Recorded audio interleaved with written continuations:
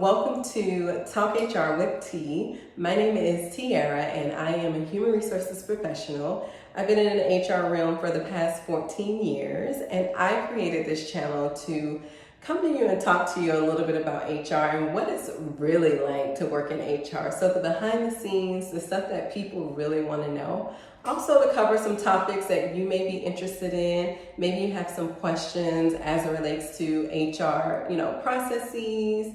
Maybe you have dealt with a situation and you're just unsure of where to go. Now, I am not an attorney, but I can definitely tell you that from my HR experience, how I've handled certain situations.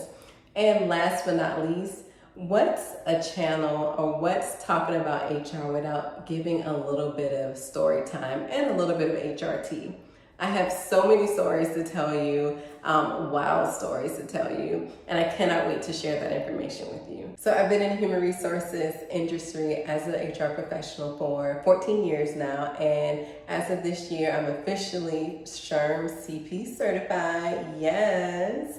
That was an experience, and I definitely will tell you all about that in another video. But in the meantime, we're just going to cheers to my certification. Just to really quickly give you a little bit of a backstory of how I started in human resources as an HR professional. While I was in college, I was undecided on what I wanted to do.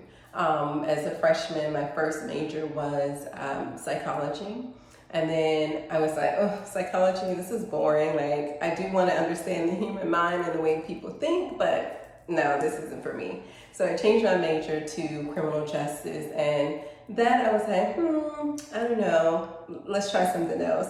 And from there, I went to education. And while I was majoring as an education major, while I had an education major, I took a course in human resources, and it was a human resources management course. And in taking that course, I realized that everything that I had wanted was all in this course. So I started as a psychology major. The way that people think and understanding people, that's a part of human resources. Criminal justice and law, of course, we have to ensure that we're enforcing the policies and the procedures and making sure that not only are we protecting the company, but also protecting the employees, because as employees, you also have rights as well. And then education, we're training you all, we're doing the onboarding, we're facilitating, these training courses. So once I took that course, I was like, this is it. This is what I'm going to be doing once I graduated from college. And thankfully, I thank God I was able to get an opportunity as a human resources coordinator. So I really want to know, why is it that you all think that human resources office is the principal's office? And maybe not you, but I can tell you in all of my 14 years of being a human resources professional, majority of people believe that or equate the human resources office as being the principal's office. Now, don't get me wrong, I understand that within some organizations, there are human resources department that really are only there to relay the bad news. They're only there to do terminations. So that I can understand. You can feel like it's a principal's office. But then there's other organizations that really want human resources to drive the culture within an organization. So making it fun, making it warm, making it inviting. That is what I strive to do. I truly have a passion to serve others, and I truly have a passion to build relationships. I'm not just in the human resources realm for, just to say I'm an HR director. I really care about the team members that work within our organization. I care about their well-being inside of work and also outside of work. I get it. Not a lot of you get that, especially if you are, what I've learned is that a lot of people are expecting some type of support and some type of true and genuine care for them, because you are dedicating 40 hours plus a week at this organization, where you really can choose to go to any organization that you want to, right? So what is it that we're giving to you to make you feel like that we truly care? and that we truly want you to be there and that we truly value you. And I understand that a lot of organizations don't provide that. So I can understand how, some people can say HR is the principal's office, but I want to know, what are your thoughts about that? Why is it that you may think, or maybe your friends or maybe your family members may think that human resources is equivalent to the principal's office, which I disagree, of course. One of the things that I want you all to know is that as a team member and as an employee, you have rights. I think that sometimes team members and employees tend to forget that they also are protected. So it's not just about what an organization says and how things should be ran. But let me just add a little note there, is that you do sign new hire paperwork when you start your onboarding process. And within that new hire paperwork, you are most likely reviewing the handbook, signing policies and procedures, whether it's about attendance, whether it's about conduct and behavior and how team members should behave. And at any point, if you do violate those policies and procedures, you are at risk of being terminated. Now, there are some states that are at-will states, like the state of Florida is an at-will state. And with the state of Florida, you can truly terminate a team member for anything without notice. You can just really terminate a team member. But one thing I want you to know is that most organizations will not do that because they're potentially at risk of being sued or taken to court in litigation. So nobody wants to go to court. Nobody wants to face the EEOC. So most organizations do go through a progressive discipline process where they are ensuring that they are crossing their T's and are dotting their I's.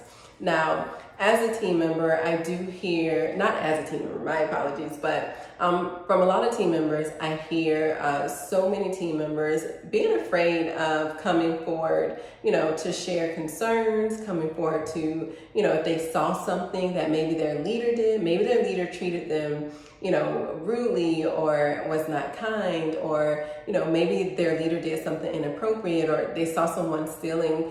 A lot of team members are afraid to say something because they do feel like that they will be retaliated against, or they feel like they will be terminated. I can assure you that that will not happen.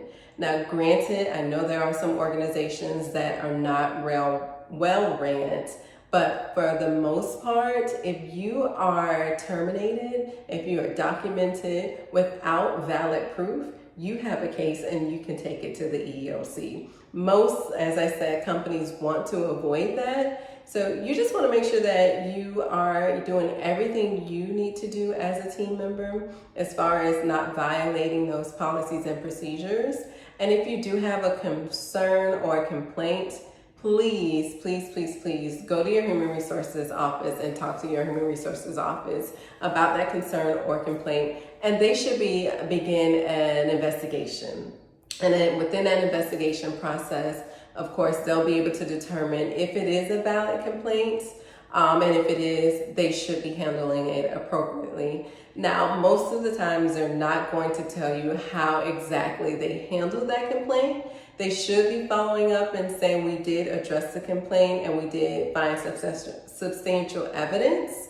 But they're not going to tell you that, oh, we terminated this team member. They're not going to tell you that, oh, we documented this team member, because they can't do that. But they should be following up with you to let you know that we appreciate you, sharing this complaint. We take your, concerns very seriously. We are going to start an investigation, and based off of the evidence and the information that we do obtain, we will handle it accordingly. So I hope and pray that your human resources office is following such process.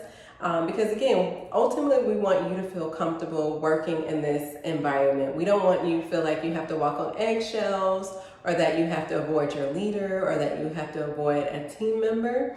So know that you have rights. So please do not feel afraid to go to human resources. And if human resources isn't doing the job for you, there should be a higher up in which you can go to and you can report the incident with. And if the higher up of that organization isn't doing anything, you always have the EEOC, where you can go and report a complaint of discrimination, of unfair treatment. So please know that as team members, you always have a right, and you always have a responsibility too to report something that makes you feel uncomfortable. So this is a story time. I had this team member who I worked with at a previous organization. She came to the Human Resources office to report a complaint about a manager who was trying to hit on her. And what I mean by hit on her, he was trying to flirt with her, and he was doing the most. The team member actually worked in the food and beverage department, and the manager worked in a totally separate department from her. He actually worked in guest services. So she had said that the manager had, come up to her and approached her and asked her for her number, asked if they can hang out sometime. She didn't necessarily say no, but she did feel uncomfortable based off of the fact that he was a manager and she really wasn't into him.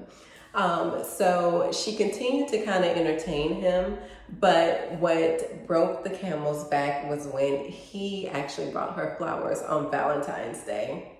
He brought her flowers on Valentine's Day, like, come on. They had never hung out before based off of what the team member said. She said that they probably text here and there. So I can understand, him probably thinking that he has an opportunity, or maybe he has a shot, so he wanted to shoot his shot. But it was definitely not appropriate for you to bring flowers, to a team member that is not into you. So what we did was we was able to have a conversation with the hourly team member who reported the complaint. She did show me the text messages that they had sent back and forth, and it really wasn't much, honestly. The messages were not her agreeing to go out on a date with him. He did, however, ask her, hey, let's go and hang out. And she was like, oh, no, I don't think that it's a good idea. I have worked, the next day, so I don't think it's a good idea to hang out on this day. But he didn't get the gist. He didn't get what she was trying to say. Granted, she could have said a hard no. But again, some people feel uncomfortable with rejecting other people, especially if they are a manager. And also, too, based off of what they think, could happen to him. Maybe they think that, he could have retaliated against her, or that, he could have gotten her fired, which is not the case, of course. But upon reading the text messages and having a conversation with the team member, and we also got a witness to support that the manager was being quite flirtatious with the team member, and she did look uncomfortable as the manager was trying to flirt with her.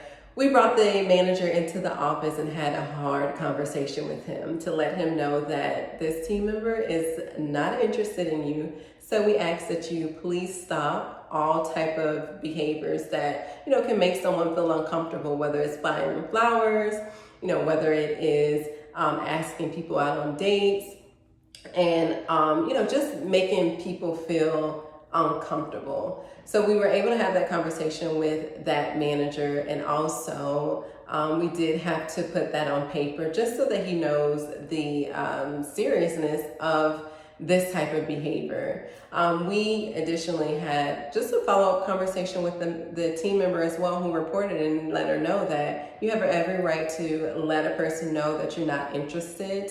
And if at that point when you let them know that you're not interested and they continue to press on, please continue to come to HR so that we can handle that issue for you. But one tip of advice: I don't recommend it. If you want to date at work, then that is on you. But I would say don't do it, because it always gets messy. And if you want to ask somebody out on a date, you have to know that this person is really into you. If they're not into you, you're really going to make that person feel uncomfortable. And then from there, we have to have conversations with you. We have to document you. And that's not something that we want to do as HR professionals, but we have to create a work environment where everyone feels comfortable coming into the work environment to work. So that is my tea for today. I hope you all enjoy this video. I'm super excited to share with you more topics as it relates to human resources, more topics as it relates to your experience and what it's like to actually be in HR. And then also give you some tea, share with you some interesting stories that I've experienced over the past 14 years as an HR professional. I hope you all enjoy, and I hope to see you next time. Bye.